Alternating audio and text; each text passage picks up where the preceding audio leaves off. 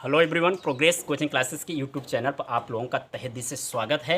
अब बच्चों, इंतज़ार की घड़ियां ख़त्म हुई।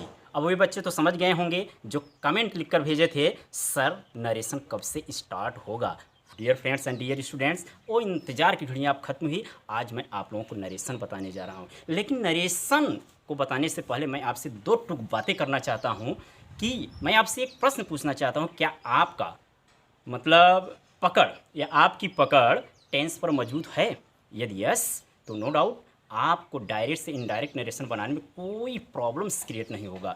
यदि dear friend and dear students, अगर आपकी पकड़ अच्छी नहीं है टेंस पर, तो थोड़ी सी प्रॉब्लम क्रिएट हो सकती है। इसलिए मैं यही कहूँगा कि टेंस पर सबसे पहले पकड़ बनाइए।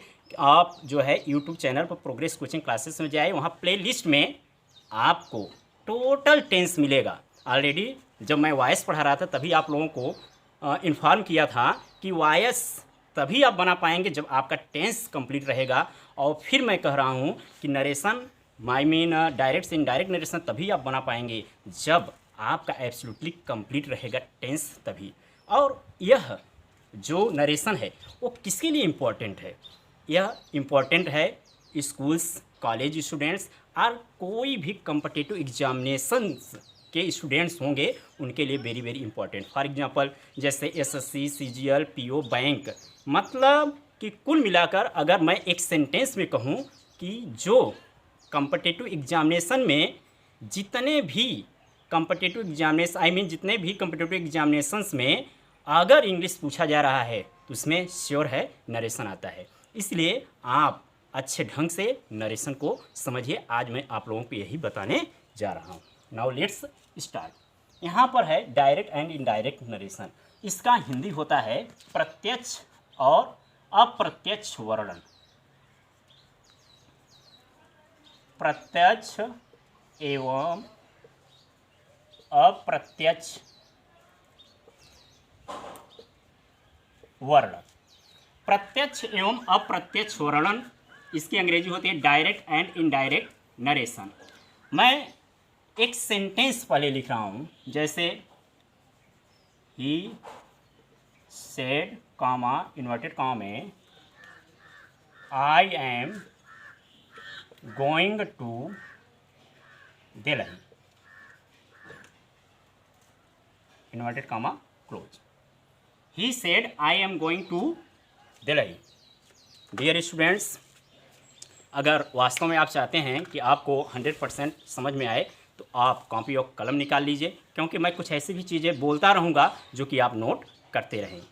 तो यहाँ पर देखिए, he said comma inverted comma I am going to Delhi. इसको कहते हैं डायरेक्ट नरेशन। क्या है? डायरेक्ट। अगर डायरेक्ट को अगर हम इनडायरेक्ट में बनाएं, यहाँ पर देखिए इनडायरेक्ट, आई एम मतलब इनडायरेक्ट, अगर पूरा लिख दें इनडायरेक्ट, तो इसका होगा ही सेड कामा इन्वर्टेड कामा हटाने दैट, अब होगा he was going to Delhi full stop. यहाँ पर समझने योग्य बातें हैं कि ये डायरेक्ट है, इसी का इनडायरेक्ट बनाया गया है तो काफ़ी चेंजिंग हुआ है। अगर मैं कहूँ कि डायरेक्ट में क्या क्या चीज़ यूज होता है, अब देखिए डायरेक्ट में होता है कामा इन्वर्टेड कामा, इसको कहते हैं इन्वर्टेड कामा है, कामा इन्वर्टेड कामा का प्रयोग होता है, यहाँ पे इन्वर्टेड कामा क्लोज है। इसके बाद इसमें होता है कि अगर हम डायरेक्ट की बात करें तो यहाँ पर कैपिटल लेटर यानी कि इन्वर्टेड कामा का जो पहला अक्षर होता है वो कैपिटल लेटर से होता है। अगर वही यहाँ पर देखें कि ही यहाँ पर सेड कामा इन्वर्टेड कामा को हटाने पर क्या लगा है? दैट। इसका मतलब कामा इन्वर्टेड कामा को हटाने पर किसी प्रोनाउन का किसी कंजंक्शन का यूज होगा, कंजंक्शन। इसके बाद प्रोनाउन में चेंजिंग यहाँ पर है, यहाँ पर प्रोनाउन में चेंजिंग है, यहाँ पर आई है, यहाँ पर ही है। इसका मतलब प्रोनाउन में भी परिवर्तन होता है।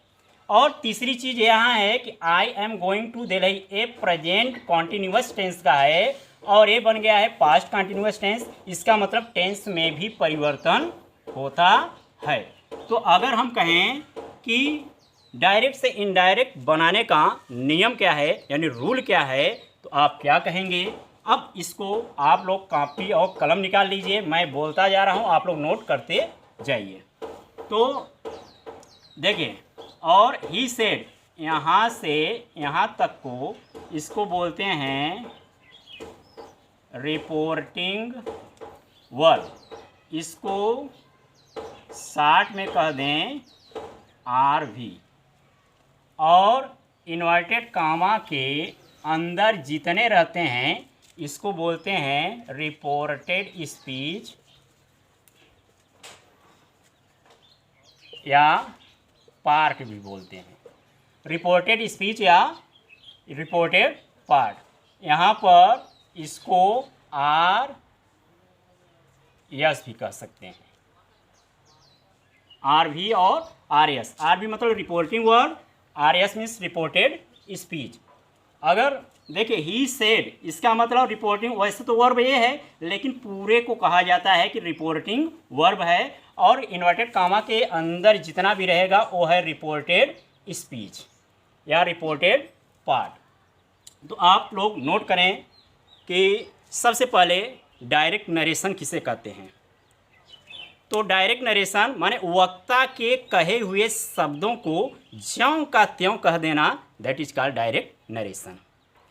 जैसे यहाँ पर है, उसने कहा मैं दिल्ली जा रहा हूँ, यानी ये वक्ता के कहे हुए शब्द को ज्यों का त्यों कह देना डायरेक्ट नरेशन कहलाता है। और हम बात करें इनडायरेक्ट नरेशन, कि वक्ता के कहे हुए शब्दों को अपने शब्दों में कह देना इनडायरेक्ट नरेशन कहलाता है। अगर इसको कह सकते हैं कि एक प्रकार से चुगली करना, माने नरेशन मतलब चुगली करना। जैसे दो पर्सन होते हैं, यहाँ पर देखिए ही सेड, उसने कहा I am going to Delhi, मैं दिल्ली जा रहा हूँ। अगर यही चीज़ हमें कहना है तो मैं कहूँगा उसने कहा कि वह दिल्ली जा रहा है। इसमें मोर देन 2 पर्सन्स इनडायरेक्ट में हो जाते हैं। तो डायरेक्ट से इनडायरेक्ट बनाने का नियम क्या है, तो रूल लिख लीजिए। फर्स्ट रूल है कि रूल नंबर 1, कामा इन्वर्टेड कामा को हटा देते हैं। पहला चीज़ यहाँ पर देखिए, यहाँ पर कामा है, इन्वर्टेड कामा है, इनडायरेक्ट में क्या करते हैं, कामा इन्वर्टेड कामा को हटा देते हैं। रूल नंबर 2, कामा इन्वर्टेड कामा को हटाने पर किसी कंजंक्शन का यूज करते हैं। कंजंक्शन मतलब दैट भी हो सकता है, इफ या वेदर, या फिर टू। कहने का मतलब है अकॉर्डिंग टू सेंटेंस होगा, वो आगे बताया जाएगा। यानी कि यहाँ पर कामा इन्वर्टेड कामा को हटाने पर कंजंक्शन का यूज होता है। कंजंक्शन में आप लिख सकते हैं दैट, इफ या वेदर, या फिर टू। नेक्स्ट है कि इनडायरेक्ट स्पीच में दैट के बाद यानी कंजंक्शन के बाद जो प्रोनाउन रहेगा उसका पहला अक्षर स्मॉल लेटर से होता है। और नेक्स्ट रूल है टेंस में परिवर्तन करते हैं। इस तरीके से डायरेक्ट से इनडायरेक्ट बनाने का ये रूल है। और डायरेक्ट से इनडायरेक्ट बनाने के लिए 5 सेंटेंस के अंतर्गत डायरेक्ट से इनडायरेक्ट बनाएंगे, और 5 सेंटेंस मैं लिखने जा रहा हूँ। यहाँ देखिए, यहाँ 5 सेंटेंसेस लिखा गया है। पहला एसेरेटिव सेंटेंसेस, सेकेंड है interrogative sentences, third is imperative sentences, fourth is operative sentences, and fifth is exclamatory sentences. यही 5 सेंटेंसेस हैं जिसके अंतर्गत हम आप डायरेक्ट से इनडायरेक्ट नरेशन यानी डायरेक्ट से इनडायरेक्ट बनाना सीखेंगे। अगर हम बात करें एसेटिव सेंटेंस में, सब में थोड़ा सा डिफरेंट है कि किसके साथ कंजंक्शन क्या लगेगा, तो मैं यहीं आगे लिख दे रहा हूँ। अगर एसेटिव सेंटेंस रहेगा, नो डाउट जो कंजंक्शन लगेगा वो लगेगा दैट। अगर इंट्रोगेटिव सेंटेंसेस हैं तो इसमें कंजंक्शन लगता है इफ या वेदर, इफ या वेदर। अगर इंपरेटिव सेंटेंस की बात करें, इसमें जो भी कंजंक्शन लगेगा यानी कि कामा इन्वर्टेड कामा को हटाने पर एसेटिव में दैट, इंट्रोगेटिव में इफ या वेदर, और इंपरेटिव में टू का प्रयोग करते हैं। आप टेटिव में भी दैट का प्रयोग करते हैं और एक्सक्लामेटरी में भी दैट का प्रयोग करते हैं। अगर हम बात करें कि एसेटिव, ऑप्टेटिव और एक्सक्लेमेटरी में दैट का प्रयोग होगा, इंट्रोगेटिव में इफ या वेदर का, और इंपरेटिव में टू। लेकिन इंपरेटिव में दैट का भी प्रयोग होता है जब वह लेट से शुरू होता है इंपरेटिव सेंटेंस, तो वो आगे जैसे जैसे आएगा वैसे वैसे हम आगे बताते चलेंगे। तो यही 5 सेंटेंस है जिसके अंतर्गत हम सब जो है डायरेक्ट से इनडायरेक्ट बनाना सीखेंगे।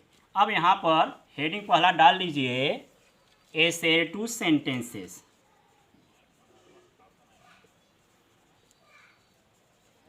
Assertive sentences. अगर हम रूल की बात करें, अब अगर हम बात करें कि एसेटिव सेंटेंस में कितने चीज़ों के अंतर्गत हम लोग पढ़ेंगे, तो अब यहाँ पर देखें कौन कौन सा चेंज होगा।